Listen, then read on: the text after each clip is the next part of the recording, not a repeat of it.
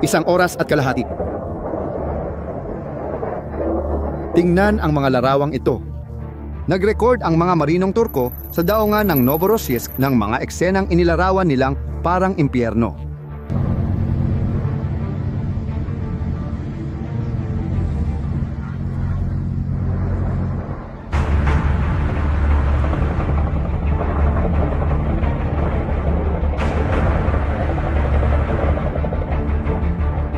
Naliwanagan ang gabi ng malalakas na pagsabog.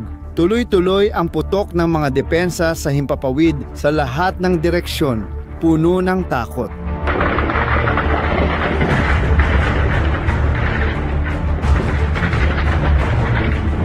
Pagkatapos, katahimikan, sinundan ng malaking bola ng apoy sa pangalawang pagsabog.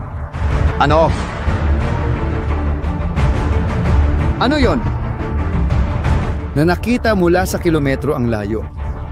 Para maintindihan ang nangyari nung gabing yon, kailangan munang malaman kung ano ang ibig sabihin ng Novorossiysk.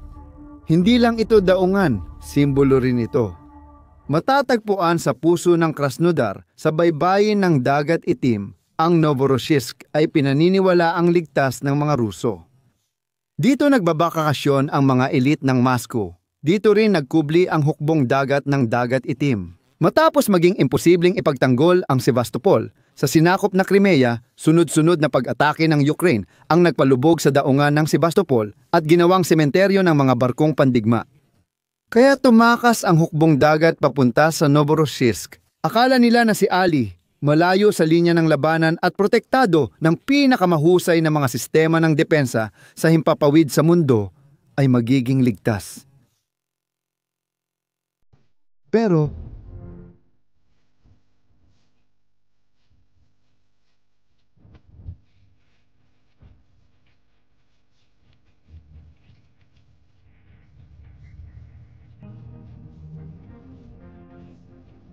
ang Zanoto Petrolyo ang nagpopondo sa mga tangke at petrolyo para sa sweldo ng mga sundalo. Ang terminal ng petrolyo ng Cheskaris na pinapatakbo ng monopolyo ng Transneft ang puso ng operasyong ito. Doon, ang mga dambuhalang oil tanker ay dumadaong araw at gabi. Pinupuno ang kanilang mga kargamento ng itim na ginto ng Rusya. Bawat bariles na lumalabas ay parang barya sa digmaan at binabantayan ito ng ipinagmamalaking depensa sa himpapawid ng Rusya. 12 launcher ng sistemang S-4 na Raan Triumph na pinapatakbo ng ika-1,500 at 37 rehimento ng mga antaerong misisil ng Kuban. Pagkatapos, dumating ang gabi ng ika-13 ng Nobyembre. Katatapos lang ni Putin magpaulan ng brutal na atake sa Kiev, nagbagsakan ang mga misail sa gusaling sibilyan. Ang uri ng teror na paulit-ulit niyang ipinataw sa mga lungsod ng Ukranya, naniniwalang hindi kailanman aabot ang ganti sa lupa ng Rusya, mga sibilyan. Pero nagkamali siya. Dahil wala pang 24 na oras pagkatapos, dumating ang ganti. Pero hindi sa paraang inaasahan ng karamihan. Una, dumating ang mga Ukrainian FP. Isa na drone, mura, gawa sa masa. Nagsimula silang lumitaw sa mga radar ng Russia. Nakita ng mga operator ng S-400, eksakto ang inaasahan nilang makita, isang dagsa ng mga target sa himpapawid na papalapit. Kaya, ginawa nila ang itinuro sa kanila. Binuksan nila ang kanilang mga search radar. Binuksan nila ang kanilang mga engagement radar. Nagpaputok sila ng interceptor missile na milyon-milyon ang halaga laban sa target na libo lang ang presyo. Bawat drone na napabagsak ay isang tagumpay. Bawat pagsabog sa langit ay kumpirmasyon na gumagana ang sistema. Hindi alam ng mga operator na Ruso, pero sila ay hinahanap na. Ang mga drone na yon ay hindi ang pag-atake, sila ang pain. Habang lahat ng elektronikong mata ng S-400 ay nakatutok sa mga drone, habang ang mga launcher ay nagpapaputok ng kanilang mamahaling mga misil sa mga target na disposable. Habang ang atensyon ng bawat operator ay punong-puno, sinusubukang sabayan ang pagdagsa. May iba pang dumarating na mababa, tahimik, na kamamatay. Ito ang Neptune, isang long-range cruise missile na kayang tumama sa mga target hanggang 1,000 kilometro ang layo. Kaya nitong lumipad ng mababa at napaka-maneuverable at ganap ding hindi nakikita ng isang sistema ng depensa na nakatingin sa maling direksyon. Sige, kapitbahay, mabait na tao. Ayan. Lilipad ako, babagsak ako. Tingnan mo ako, magpapabagsak na ako. Babagsak, tingnan mo ako. Sa tuwing nakikita ko, Ganitong block, bigyan mo ako ng buhol na lilipad, Sargento. kumpirmado ni Pangulong Zelensky kalaunan na may pigil na pagmamalaki na ito ang unang operasyon ng Long Neptune na gawa ng buo sa Ukraine. Isang misil na kayang tamaan ang mga target na 1,000 kilometro ang lalim sa loob ng Rusya, abot mula Kiev. Isang misil na tuluyang nagbago sa estratehikong mapa. Pero sandali lang. Narito ang bahaging di napansin ng marami. Hindi tinarget ng mga Neptunes ang mga naglulunsad. Malaking pagkakamali yon. Sayang sa bala. Pare, tinarget nila ang utak. Ang radar na 92N6 na tinatawag na gravestone ng mga militar ng OTAN. Ito ang mata ng S-4000. Siya ang tumutukoy sa mga target. Siya ang gumagabay sa mga misil hanggang sa tamaan ang target. Kung wala ito, bulag ang mga tagalunsad. Ang pangalawang target ay ang Radar 90, size and size, na kilala bilang cheeseboard. Ito ang sistema ng maagang babala, ang unang linya ng pagtuklas. Ang satellite image noong Nobyembre, 11 ay nagpapakitang buo pa ang mga radar. Habang noong Nobyembre 15, makikita ang mga umuusok na labi.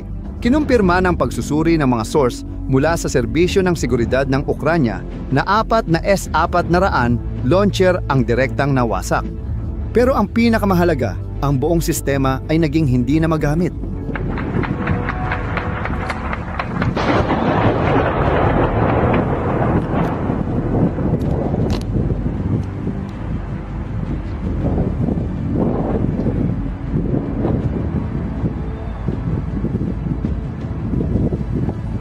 Ang 8 natitirang launcher, kahit na pisikal na buo, ay naging mamahaling bakal na lang at walang silbi, bulag, bingi, patay. Pagbagsak ng kalasag, dumating ang pangalawang alon. Ipinakita ng mga video ng mga marinong Turko ang nangyari pagkatapos. Dahil wala ng proteksyon ang himpapawid, sinalakay ng mga drone ng Ukranya ang sentrong ekonomiya ng Novorossiysk. Eksaktong tinamaan ang terminal ng Cheskhares, parang si Ruhano. Hindi basta-bastang pambobomba, mga tiyak na target. Ang mga plataporma ng kargamento kung saan dumaong ang mga oil tanker, ang mga unit ng pagbobomba na nagtutulak ng langis sa mga tubo, ang infrastruktura ng mga tubo na nag-uugnay sa lahat, bawat mahalagang bahagi, sistematikong winasak. Ilang oras matapos ang pag-atake, napilitan ang Transneft na maglabas ng mahirap isulat na pahayag. Lahat ng operasyon sa pantalan ng Novorossiysk ay suspendido. Kita mo ang pinsala. Tinutukoy natin ang 20% ng export ng langis ng Russia sa dagat. Huminto ang mga ito magdamag, pero hindi doon natapos ang pag-atake sa pantalan. May isa pang pagsabog na naitala sa iba't ibang video. Mas malaki at mas mararahas ito. Isang bolang apoy na lumaki at lumaki, sinundan ng mga sumunod na pagsabog na tumagal ng ilang minuto. Kinumpirma ng intelihensya ang target. Unit Militar, 52,500, 22 isang malaking imbakan ng bala na posibleng naglalaman ng mga cruise missile na ginagamit ng Rusya sa pag-atake sa mga lungsod ng Ukraine. Pero heto ang bahaging mahalaga. Ang imbakan na ito ay hindi nasa isang liblib na lugar militar. Nasa gitna ito ng mga residential na lugar, napapalibutan ng mga paaralan, napapalibutan ng mga gusali ng apartment. Nang sumabog ito, naging malinaw ang mensahe para sa bawat Rusong nanonood. Hindi ka pinoprotektahan ng iyong gobyerno. Hindi ka nila pinoprotektahan. Ang gobernador ng Krasnodar, Benjamin Kondratiev, ay napilitang magdeklara ng state of emergency sa Novorossiysk. Sa isang bansa kung saan mahigpit na kontrolado ang opisyal na naratibo, kung saan bawal aminin ang kahinaan, ang deklarasyong iyon ay halos parang isang sapilitang pag-amin. Nawala ng kontrol ang mga lokal na serbisyo at naging magulo ang sitwasyon. Sinikap ng mga opisyal na bawasan ang epekto. 4 na gusaling tirahan ang nasira, 2 pribadong bahay, 1 sibilyan ang nasugatan, 3 tripulante ng isang barko ang tinamaan ng mga debris. Pero hindi nasasaklaw ng mga numero ang takot, hindi nila nasasaklaw ang sandali na nagbago ang lahat.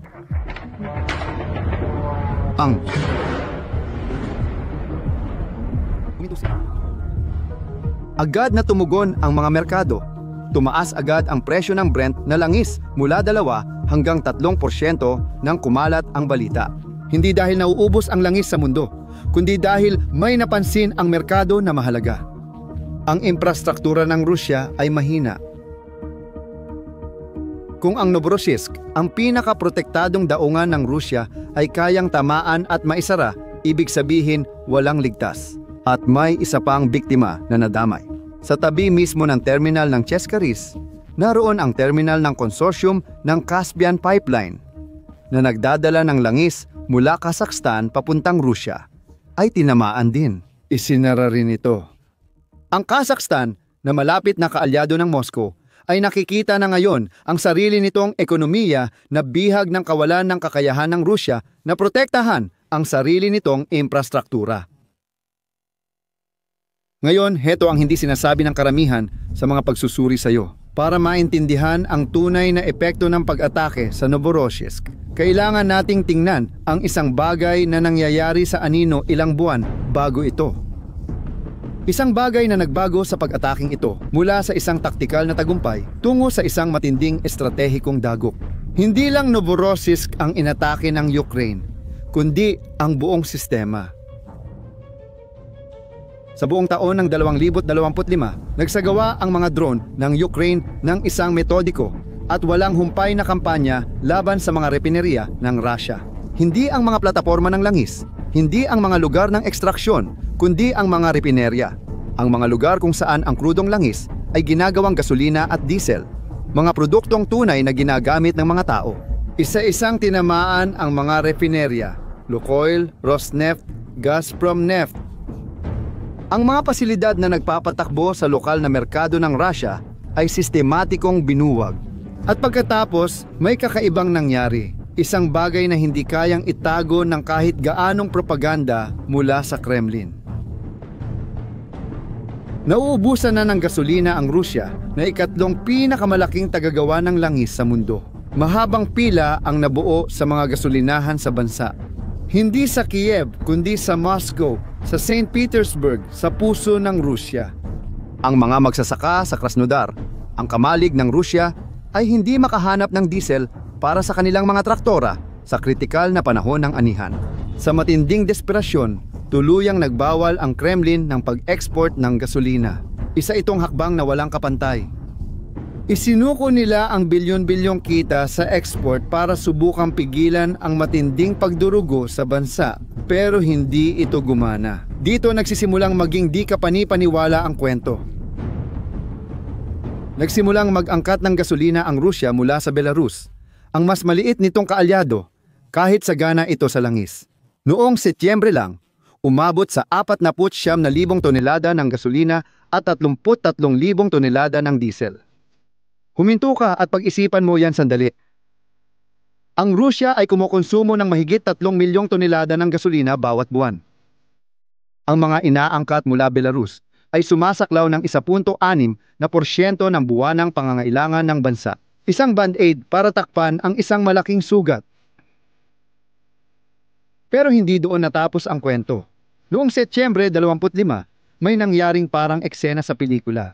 Isang tren na may dalang desperadong kinakailangang gasolina mula Belarus para maibsan ang kakulangan sa Moscow, ay bumibiyahe sa linya ng tren mula Minsk papuntang Smolensk at Moscow, ang pinakamahalagang koridor ng lohistika sa pagitan ng dalawang bansa. Ang tren ay bumangga sa isang truck sa isang simpleng tawiran ng riles. 18 tangke ng bagon ang nadiskaril at sumabog. Ang apoy ay nakita mula sa ilang kilometro ang layo. Milyong-milyong litro ng gasolina ang naging itim na usok. Ngayon, naiintindihan mo na ba kung bakit napakasama ng pag-atake sa Novorossiysk? Hindi lang ito pagsasara ng daungan, kundi ng huling balbula ng pagtakas. Ang pag-atake sa Novorossiysk ay hindi nangyari ng mag-isa. Nangyari ito eksakto noong inilunsad ng mga kanluraning kaalyado ng Ukraine ang isang magkakaugnay na pag-atake, isang legal na pag-atake. Noong Oktubre at Nobyembre ng 2025, inilunsad ng European Union ang kanilang ika-11 na pakete ng mga parusa. Itong Russia ay nagpapalakas ng mga pag-atake, pinapataas ang mga pag-atake laban sa mga civilian, laban sa mga pasilidad na civilian. At ibig sabihin nito na kailangan nating ipagpatuloy ang pagsuporta sa laban para sa makatarungan at pangmatagalang kapayapaan. Ngayong umaga, inaprubahan na namin ang ika-11 na pakete ng mga parusa. Kasama dito ang pag-target sa fleet, sektor ng bangko at enerhiya ng Rusya. 117 barko ng Ghost Fleet ng Rusya ang itinalaga. Lubos na ipinagbawal sa mga pantalan ng Europa, ipinagbawal sa mga serbisyo ng siguro. Mas lalo pang lumayo ang Estados Unidos. Nagpatupad ng ganap na mga parusang nagbablock laban sa Rosneft at Lukoil, ang dalawang pinakamalalaking tagagawa ng langis ng Rusya. Ito ay napakalalaking mga parusa, talagang malalaki ang mga ito, laban ito sa dalawang malalaking kumpanya nang umaasa kami na hindi ito magtatagal. Sana maresolba ang digmaan. Nagpatupad ng parusa ang Canada sa 100 barko. Muling pinagtibay ng Hapon ang price cap sa langis ng Rusya. At alam mo ba kung ano ang mas nakakatuwa? Kahit bago pa opisyal na ipatupad ang mga parusa ng Amerika, nagsimula nang umatras ang malalaking mamimili. Nagsimula na silang itigil ang pagbili ng langis mula sa Rusya. May isa pang epekto, mas madilim at personal. Ang panlipunang kontrata ni Putin sa mga Ruso ay isang simpleng kasunduan. Ibigay mo sa akin ang politika at ibibigay ko sa iyo ang kaayusan, katatagan at isang inaasahang antas ng pamumuhay. 20 taon gumana ang kontrata. Ang mga tao ay yumuko, hindi nagtatanong, at kapalit nito ay may pagkain sila sa mesa, gasolina sa sasakyan, at pakiramdam ng normal na pamumuhay.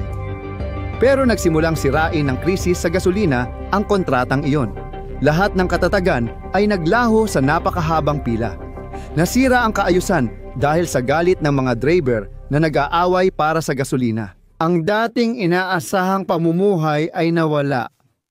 At pagkatapos ay dumating ang Novorossiysk, ang lungsod na hindi natitinag, ang kanlungan ng mga elite na biglang naging isang war zone magdamag.